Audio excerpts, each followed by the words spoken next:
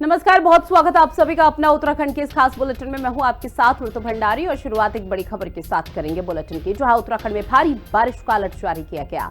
24 घंटे में 4 जिलों में भारी बारिश का अलर्ट जारी किया गया है। देहरादून में भारी बारिश का ऑरेंज अलर्ट मौसम विभाग की तरफ से जारी किया गया। भूस्खलन और बाढ़ की चेतावनी जारी की गई है। निचले इलाकों में बाढ़ की चेतावनी दी गई है। साथ ही लोगों को सतर्क रहने की सलाह इस दौरान लगातार दी जा रही है। पहाड़ी इलाके में ऊंची चोटी पर जो लोग रहते हैं, जो लोग बसते हैं, जिनके घर ऊंची चोटी पर हैं, उनको लगातार सलाह दी जा रही है। उन लोगों से अपील की जा रही है कि भारी से भारी बारिश हो रही है, किसी भी तरह से अपने घरों से बाहर ना निकले। इस चीज का विशेष ध्यान दें, क्योंकि घरों से बाहर निकलना शायद बहुत बड़ी मुश्किल हो सकता है। साथ ही पर्यटकों के लिए भी विशेष गाइडलाइन लगातार जारी मौसम विभाग के साथ साथ जो प्रशासनिक अमला है उनकी तरफ से की गई है। पर्यटकों के लिए लगातार कहा जा रहा है कि जो पर्यटक देवभूमि में घूमने फिरने के लिए आए हुए हैं वो अपने होटल, अपने रेस्टोरेंट में ही रहें, क्योंकि अगर बाहर निकलते हैं तो कई तरह की मुसीबत हो सकती है। लेकिन जो लोग अभी देवभूमि में उत्तराखंड में आने का प्लान बना रहे हैं तो वो पहले जरा मौसम की अपडेट ले लें। इस चीज को लेकर लगातार अपील की जा रही है प्रशासनिक अमले की तरफ से। तो आपको बता दें कि नदी नाले पूरी तरह से उफान पर है। देहरादून जो कि मैदानी इलाका माना जाता है, वहां खुद भारी से भारी बारिश हो रही है। लोगों का जीना मुहाल हो चुका है। एक तरफ माना जा रहा था कि शायद प्रचंड और भीषण गर्मी से किसी तरह की कोई बड़ी राहत मिलेगी, लेकिन राहत जो मिली है वो एक बहुत बड़ी आफत बनकर अब लोगों के समक्ष यहाँ पर खड़ी हो चुकी है और ऐसे में लोग फिलहाल घर में छुपने के लिए मजबूर हो चुके हैं। ये कुछ तस्वीरें भी लगातार आपको अलग अलग जगहों की दिखा रहे हैं, जहां आपको बता दें किस तरह से बारिश से लगातार हाल बेहाल हो चुका है। आसमानी आफत यहां पर कहर बनकर टूट रही है। लोगों का जीना मुहाल है। लोगों का जनजीवन यहां तक अस्त व्यस्त हो चुका है। 24 घंटे में 4 जिलों में भारी से भारी बारिश का अलर्ट जारी किया गया। देहरादून में भारी बारिश का ऑरेंज अलर्ट जारी किया गया। भूस्खलन और बाढ़ को लेकर चेतावनी जारी की गई है और अमूमन तौर पर पहाड़ी इलाकों में देखने को मिला है जब बारिश की स्थिति इस तरह से रहती है तो उस दौरान भूस्खलन के जो मामले हैं वो बहुत तेजी के साथ बढ़ जाते हैं। और इसी के चलते ये कहा जा रहा है कि कोशिश यही कीजिए कि जो पहाड़ी इलाके हैं वहां पर ट्रैवल करने से बचा जा सके। तो लगातार अपील की जा रही है, लेकिन अब आने वाले समय में किसी भी तरह की कोई हानि ना हो इसका भी ध्यान दिया जा रहा है, क्योंकि आपको बता दें कि आपदा कंट्रोल रूम पूरी तरह से एक्शन मोड में है। राज्य सरकार की तरफ से भी इस दौरान कोशिश की जा रही है। लोगों से सुझाव, अपील यहां पर की जा रही है। शुभांगी मेरी सहयोगी हमारे साथ जुड़ी हुई है। शुभांगी, चूंकि देखिए देहरादून में भी भारी बारिश होगी और जो पहाड़ी इलाके हैं, ऊंची चोटी के लोगों से लगातार अपील की जा रही है कि वो अपने घरों से बाहर ना निकले, क्योंकि ऑरेंज अलर्ट जारी किया गया है कई जिलों में। फिलहाल हालात कैसे हैं और आने वाले समय में अगर किसी तरह से हालात आउट ऑफ कंट्रोल होते हैं तो उसके लिए तैयारी क्या है? बिल्कुल, देखिए लगातार कुछ दिनों से बारिश पर्वतीय क्षेत्रों में भी देखने को मिल रही है और मैदानी क्षेत्रों में भी देखने को मिल रही है। और एक बार फिर से मौसम विभाग ने 4 से 5 जिलों के लिए अलर्ट जारी किया है, जिसमें टिहरी है, जिसमें देहरादून है, रुद्रप्रयाग है, उत्तरकाशी है। और ऐसे में जो खासकर जो पर्वतीय क्षेत्र है, हाई एल्टीट्यूड वाले एरियाज हैं, वहां पर ज्यादा सतर्क रहने की हिदायत जो है लगातार दी जा रही है, क्योंकि जो खासकर जो चारधाम वाले रूट्स है वहां पर लगातार भूस्खलन हो रहा है, पत्थर गिर रहे हैं, बोल्डर गिर रहे हैं। और इस वक्त जब बड़ी संख्या में श्रद्धालु चारधाम यात्रा के लिए आ रहे हैं तो कहीं ना कहीं रिस्की अभी इस वक्त ज्यादा है। और यही कारण है कि आपदा कंट्रोल रूम से लगातार चीजों की मॉनिटरिंग की जा रही है। आपदा सचिव जो है वो लगातार अपनी टीम को निर्देशित करते हुए नजर आ रहे हैं, ताकि जो टीम्स हैं, चाहे वो एसडीआरएफ हो या अन्य प्रशासन की टीम्स हो, वो एक्टिव मोड पर रहे। इसके अलावा अगर मैं बात करूं तो अभी भी 60 से ज्यादा सड़कें जो है इस वक्त प्रदेश में बंद हैं, सड़कें बाधित है, उनको खोलने का काम किया जा रहा है। लेकिन अभी भी जिस तरीके से आज अलर्ट जारी किया गया, अगर देहरादून की बात करूं तो बीती रात जो है बारिश देखने को मिली थी। अभी बारिश से थोड़ी राहत है, लेकिन अभी भी बूंदाबांदी जो है कई इलाके में, आसपास के इलाकों में देखने को मिल रही है। इसके अलावा चाहे वो रुद्रप्रयाग की बात करें, जहां पर क्योंकि केदारनाथ भी वहां पर स्थित है, वहां पर जो सोनप्रयाग या उससे पहले गौरीकुंड वाला जो रास्ता है वहां पर अभी भी रिस्क बना हुआ है। इसीलिए लोगों से अपील की जा रही है कि आप लोग मौसम का अपडेट लेकर ही आगे यात्रा के लिए बढ़ें, क्योंकि इस वक्त वहां पर खतरा जो है वो बना हुआ है। इसके अलावा मुख्यमंत्री भी तमाम चीजों को लेकर मॉनिटरिंग कर रहे हैं, सभी के साथ समन्वय बनाए हुए हैं और हर तरीके से जो यात्री यहाँ पर पहुंचे हैं, अगर वो कहीं पर फंसे हुए हैं तो उनको वहीं पर सुरक्षित स्थान पर रोकने की अपील की गई है। इसके अलावा जिस तरीके से अभी अलर्ट किया गया है, नदियों का जलस्तर बढ़ने की भी संभावना है, क्योंकि लगातार हम देख रहे हैं कि गंगा का जलस्तर जो है वो भी अभी हाल ही में खतरे के निशान से ऊपर जाता हुआ नजर आया था। इसीलिए जो आसपास नदियों के क्षेत्र है या जो गांव है, घर है, वहां पर खासकर जो है अलर्ट किया गया। अब बिल्कुल देखिए, कल तक जो जानकारी सामने आ रही थी, अल्मोड़ा, बागेश्वर, रुद्रप्रयाग और चमोली, ये कुछ ऐसे जिले हैं जहां पर ऑरेंज अलर्ट जारी किया गया और हालात बद से बदतर भी यहां पर है जब भारी बारिश का सिलसिला देखने को मिला। क्या इन इलाकों में किसी तरह का कोई बड़ा नुकसान भी देखने को मिल पाया?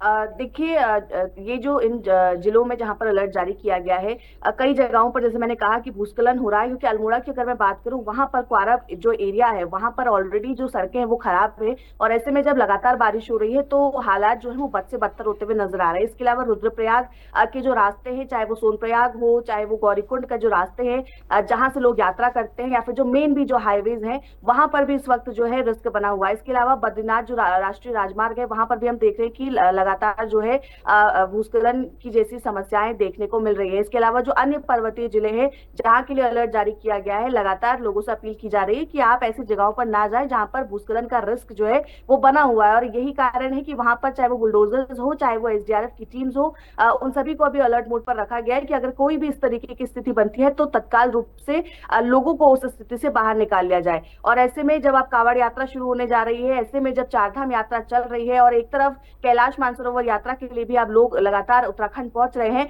तो कहीं ना कहीं अभी जरूरी हो जाता है, क्योंकि इन श्रद्धालुओं की जिम्मेदारी उत्तराखंड में आ रहे जो लोग हैं उनकी जिम्मेदारी हमारी है। और ऐसे में जो प्रशासन है और जो सरकार है वो लगातार ये कोशिश कर रही है कि लोगों को ऐसे रिस्की जगहों में जाने से बचाया जाए और उनको थोड़ा अवेयर भी किया जाए कि आप यहाँ पर अगर आ रहे हैं तो मौसम का अपडेट लें और उसके बाद ही आगे बढ़े। ठीक है शुभांगी, जानकारी साझा की उसके लिए बहुत शुक्रिया। और अब बात देहरादून से मिल रही बड़ी खबर की करेंगे, जहां डोईवाला मामले में बड़ी खबर है।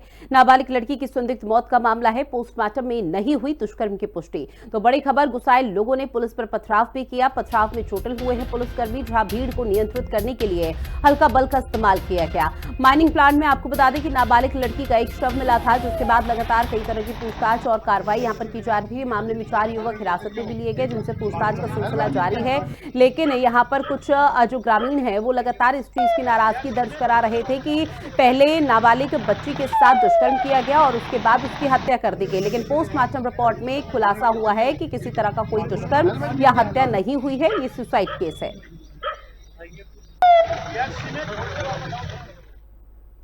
मुख्यमंत्री पुष्कर सिंह धामी ने उत्तरकाशी में यमुनोत्री हाईवे पर सुलाई बैंड में अतिवृष्टि से आई आपदा का हवाई निरीक्षण किया है। इस दौरान बीजेपी प्रदेश अध्यक्ष महेंद्र भट्ट भी सीएम के साथ मौजूद रहे। सीएम ने उजारी और सियान चट्टी क्षेत्रों का भी हवाई सर्वेक्षण किया। मुख्यमंत्री ने इस दौरान आपदा प्रभावित क्षेत्रों में स्थिति की गंभीरता का जायजा लिया है। उन्होंने सड़कों, पुलों और कृषि भूमि और इसके साथ ही आवासीय क्षेत्रों को हुए नुकसान का विस्तृत जायजा किया। साथ ही मुख्यमंत्री पुष्कर सिंह धामी ने कहा कि प्रभावित क्षेत्रों की वास्तविक स्थिति का आकलन करते हुए राहत और बचाव कार्यों की एक बार फिर से समीक्षा की जाएगी। सीएम ने कहा कि राज्य सरकार आपदा की इस घड़ी में हर प्रभावित नागरिक के साथ खड़ी है।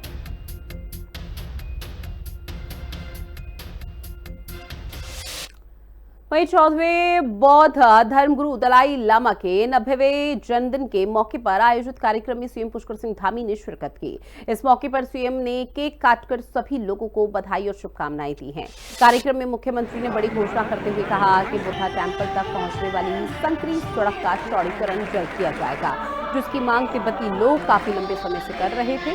सड़क का कुछ ऐसा हिस्सा है जो वन विभाग के अधीन आता है, जिसके लिए एनओसी लेकर उस सड़क को भी चौड़ा किया जाएगा। स्थानीय विधायक विनोद चमोली ने ये जानकारी दी।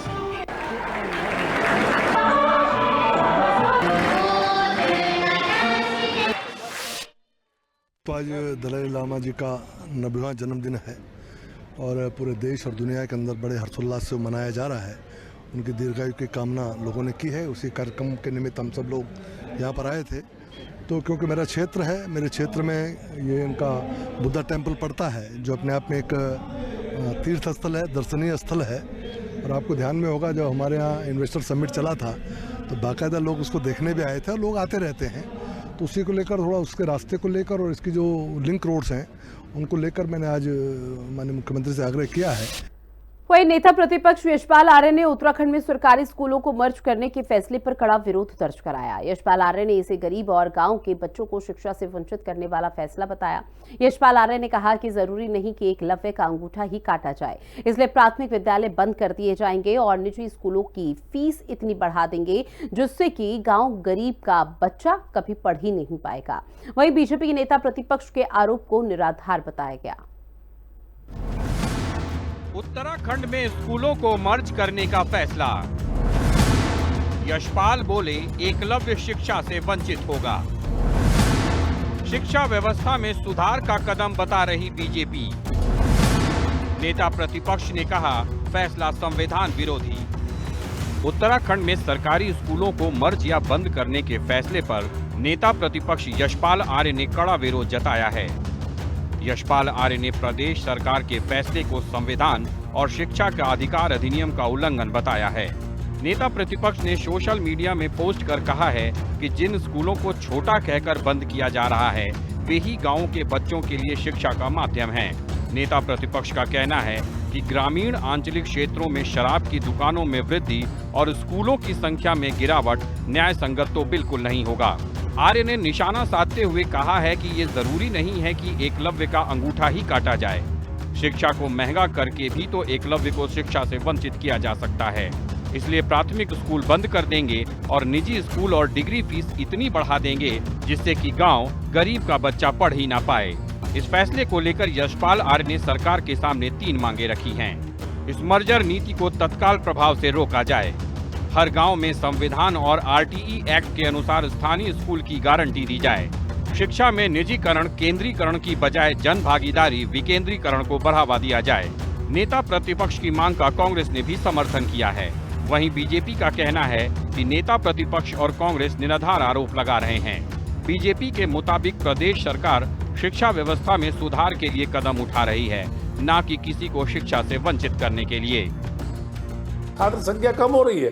छात्र संख्या तो कम होगी जब पढ़ाने वाला मास्टर नहीं होगा, अध्यापक नहीं होगा, एलटी नहीं होगा, प्रवक्ता नहीं होगा, वहां पर हेडमास्टर और प्रिंसिपल नहीं होगा, तो भाई अपने बच्चे क्यों लोग भेजेंगे?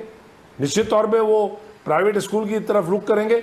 और सरकार चाहती भी है कि निजीकरण हो शिक्षा का, इसीलिए सरकारी शिक्षा को समाप्त करने की योजना धन सिंह रावत की है।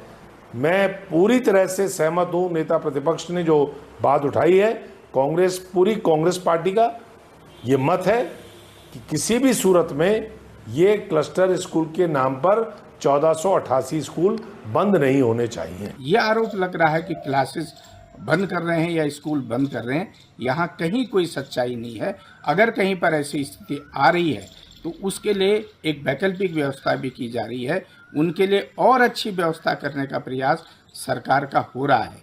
और सरकार का पहला प्रयास ये है कि प्रदेश के नौनिहालों को गुणात्मक शिक्षा दी जाए, अच्छी शिक्षा दी जाए, संस्कारवान शिक्षा दी जाए और उनके भविष्य को संवारने का काम ये पहला उद्देश्य सरकार का है। माननीय मुख्यमंत्री जी स्वयं इसके प्रति गंभीर हैं। माननीय शिक्षा मंत्री जी इसके लिए प्रयास कर रहे हैं। स्कूलों में छात्रों की संख्या कम होने या अन्य कारणों से उन्हें मर्ज करने का फैसला लिया जा रहा है, लेकिन इससे इन स्कूलों में शिक्षा प्राप्त करने वाले गांवों के बच्चों के लिए समस्या तो निश्चित रूप से बढ़ेगी और नेता प्रतिपक्ष ने इसी को लेकर चिंता जाहिर की है। देखना होगा कि इस पर नेता प्रतिपक्ष ने जो मांगे रखी हैं, उन पर सरकार क्या फैसला लेती है। देहरादून से संवाददाता दीपिका भंडारी के साथ ब्यूरो रिपोर्ट, हिंदी खबर। बात करेंगे अगली खबर की, जहां उत्तराखंड में पंचायत चुनाव का नामांकन होने के बाद प्रत्याशियों ने जनसंपर्क शुरू कर दिया है। आपको बता दें कि टिहरी में जिला पंचायत अध्यक्ष पद पर अखोड़ी जिला पंचायत से सोना सजवान चा गाडोलिया सीट से कंचन गुंजोला, इश्रिता सजवान कोट जिला पंचायत क्षेत्र से और नीलम बिष्ट दला आरागढ़ जिला पंचायत क्षेत्र से मैदान में है। जहां जिला पंचायत अध्यक्ष पदक पर इन चारों के साथ ही कांग्रेस की निगाहें टिकी हुई थी। साथ ही कांग्रेस ने अभी तक जिला पंचायत अध्यक्ष को लेकर अपनी स्थिति साफ नहीं की है। सबसे पहले तो धन्यवाद करना चाहूँगी अपनी पूरी भाजपा के वरिष्ठ जनों का, जिन्होंने मुझ पर विश्वास जताया। और मैं अपनी स्वर्गीय रतन सिंह गुंजोला जी की बहू हूँ और चा गडोलिया वार्ड नंबर 21 से मैंने दावेदारी की है और मैं प्रत्याशी हूँ भाजपा से। तो मैं उन्हीं के पदचिन्हों पे चल रही हूँ। जैसे कार्य उन्होंने 10 साल जानते हैं, उन्होंने ईमानदारी से कार्य किए हैं और अपने पर्वतीय क्षेत्र में जो भी समस्या हो उन्होंने निष्पक्ष होकर के कार्य करके उनको आगे सफल किया है। हमारे मेन खेती बाड़ी से लेकर रिलेटिव बंदरों का बहुत अंतक है। और भी बहुत सी समस्या है, सड़कों से लेके शिक्षा से लेके पानी की वो समस्या हमारे पहाड़ों में लगातार चलती रहती है। बहुत से जनप्रतिनिधि उसका समस्या का हल करते भी हैं, पर वो समस्या हमेशा बनी रहती है। सबका हमारा यही प्रयास रहता है कि हम इन समस्याओं का समाधान करते रहें।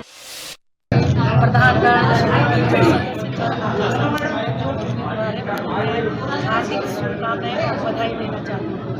और मैं आज अपना नामांकन कर चुकी हूँ। पार्टी का संगठन का मैं बहुत बात करेंगे कपकोट की, जो है नाबालिग लड़की से छेड़खानी के आरोपियों की गिरफ्तारी की मांग को लेकर क्षेत्रीय ग्रामीणों का गुस्सा पुलिस और स्थानीय विधायक सुरेश गढ़िया के खिलाफ फूट पड़ा। क्षेत्रीय ग्रामीणों ने पुलिस और विधायक के खिलाफ जमकर नारेबाजी करते हुए उन पर आरोपियों को बचाने के आरोप लगाए हैं। जहां सैकड़ों की तादाद में आए ग्रामीणों ने सड़क जाम कर पुलिस और विधायक का पुतला दहन किया। इस दौरान प्रदर्शनकारी और पुलिस में तीखी नोकझोंक हुई।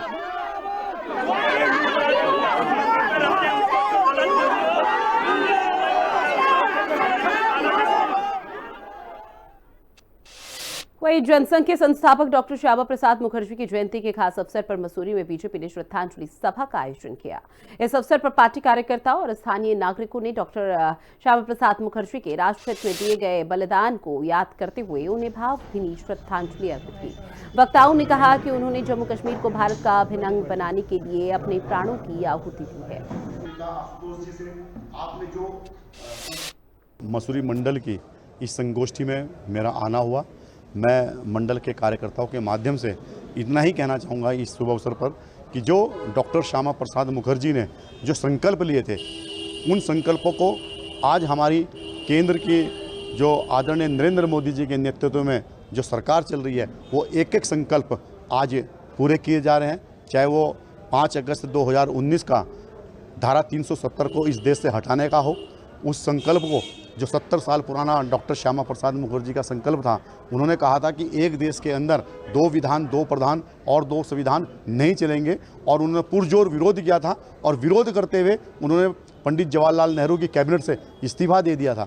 तब जाकर हमारे डॉक्टर श्यामा प्रसाद मुखर्जी ने जनसंघ की स्थापना की, और 1952 के चुनाव में भी हमारे 2 सांसद चुने गए थे।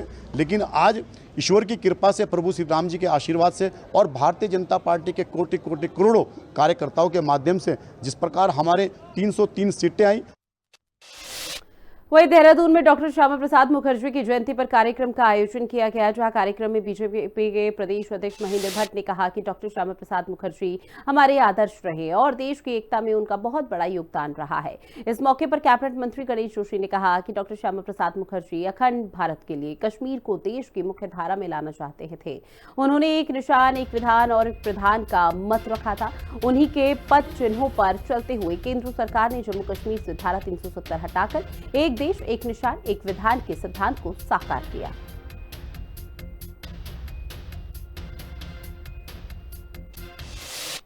डॉक्टर श्यामा प्रसाद मुखर्जी की 124वीं जयंती है। उनका लगाया पौधा जो 1951 में भारतीय जनता पार्टी की स्थापना, जनसंघ की स्थापना हुई थी, आज विशाल स्वरूप धारण कर चुका है। और उन्हीं के बताए हुए मार्ग सिद्धांतों पर चलकर आज लगातार तीसरी बार केंद्र में हमारी सरकार है, कई प्रदेशों में हमारी सरकार है, और आज उनकी जयंती को हम मसूरी विधानसभा में धूमधाम से मना रहे हैं। इस अवसर पर हमारे प्रदेश के अध्यक्ष महेंद्र भट्ट जी, जो लगातार दूसरी बार इस प्रदेश के अध्यक्ष बने हैं, राज्यसभा के सदस्य भी हैं। भारतीय जनता पार्टी के प्रेरणा स्रोत डॉक्टर मुखर्जी जी की आज जन्म जयंती है। देश की एकता, अखंडता के लिए उनके बलिदान को देश कभी भूल नहीं सकता है। आने वाली पीढ़ी में उनके विचारों को हम प्रत्येक युवा पीढ़ी तक पहुंचाने में कामयाब हों, सफल हों, इस भाव के साथ भारतीय जनता पार्टी हर वर्ष उनकी जयंती कार्यक्रम हो या 21 जून को उनका जो महानिर्वाण दिवस है उसको मनाने का विषय हो, अब इसको मनाते हैं। हम जानते हैं कि आज भारतीय जनता पार्टी कार्यकर्ता मातृभूमि की रक्षा के लिए, मातृभूमि के श्रद्धा के भाव के साथ खड़ा है। उसमें डॉक्टर साहब का बहुत बड़ा योगदान है। वहीं पर्यटन सलाहकार समिति के उपाध्यक्ष ओम प्रकाश जमदग्नी ने देहरादून में वन विभाग के आला अधिकारियों के साथ एक बड़ी बैठक को अंजाम दिया। बैठक में इको टूरिज्म की संभावना और योजनाओं पर चर्चा हुई। ओम प्रकाश जमदग्नी ने कहा कि मुख्यमंत्री के नेतृत्व में इको टूरिज्म के विकास को लेकर बजट की कोई कमी नहीं आने दी जाएगी। बैठक के दौरान उन्होंने डोईवाला टोल प्लाजा क्षेत्र की गंदगी पर नाराजगी जताते हुए FIR दर्ज कराने तक की बात कही।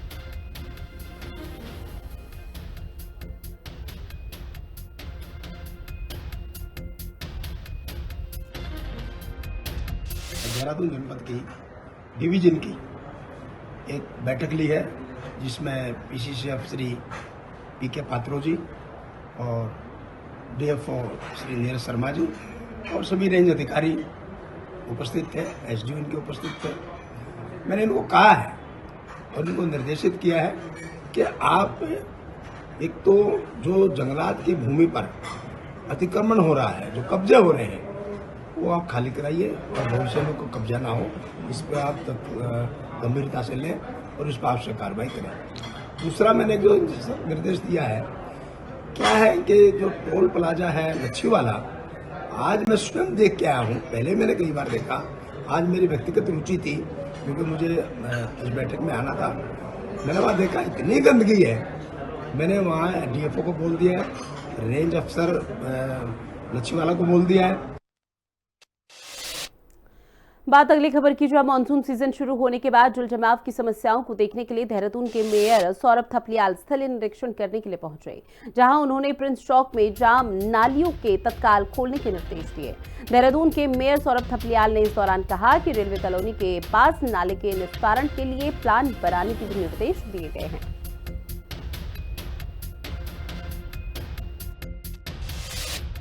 देखिए, प्रिंस होटल जो चौक है, इस पे पानी का भराव हमेशा हर साल होता है और जो वहाँ पे सारे यात्री हैं उनको असुविधा का सामना करना पड़ता है, नागरिकों को असुविधा का सामना करना पड़ता है। इसके मद्देनज़र हमने पहले भी वहाँ पे देखा था उस जगह पे, और कैसे फिर हमने कहा इसे अगर हम निगम स्तर पर ही इसका कोई निस्तारण कर सकते हैं तो इसके लिए हम लोग गए थे, सिंचाई विभाग के अधिकारियों को साथ लेके गए थे। बात उत्तरकाशी की करेंगे, जहां मोरी थाना पुलिस ने उत्तराखंड हिमाचल बॉर्डर से अवैध शराब का जखीरा बरामद किया है। आपको बता दें कि आराकोट सनील बैरियर और पर सघन चेकिंग अभियान के दौरान पिकअप वाहन से 85 पेटी अवैध देशी शराब बरामद की गई है। वाहन चालक मौके से भाग गया, वाहन को मौके पर सीज किया गया। बरामदगी के आधार पर थाना मोरी पर अज्ञात वाहन चालक के खिलाफ आबकारी अधिनियम के तहत मुकदमा दर्ज किया गया।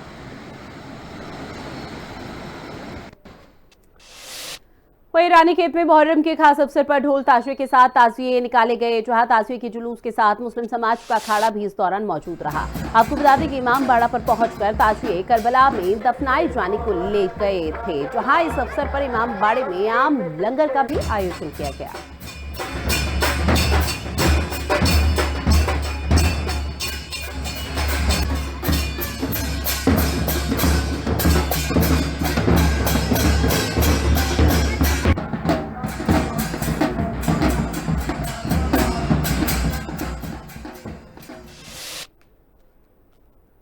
चलिए बात करेंगे रुड़की की, जहां रुड़की के मंगलौर कोतवाली क्षेत्र में उस वक्त अचानक माहौल बिगड़ जाता है जब कावड़ को टक्कर मारने का आरोप लगाते हुए कावड़ियों ने कार पर तोड़फोड़ शुरू कर दी, जिससे माहौल तनावपूर्ण हो गया। जहां कावड़ियों की मारपीट का वीडियो सोशल मीडिया पर तेजी से वायरल हो रहा है। वहीं कावड़िया हरिद्वार से जल लेकर आगे बढ़ ही रहे थे, तभी कार कावड़ से टकरा गई।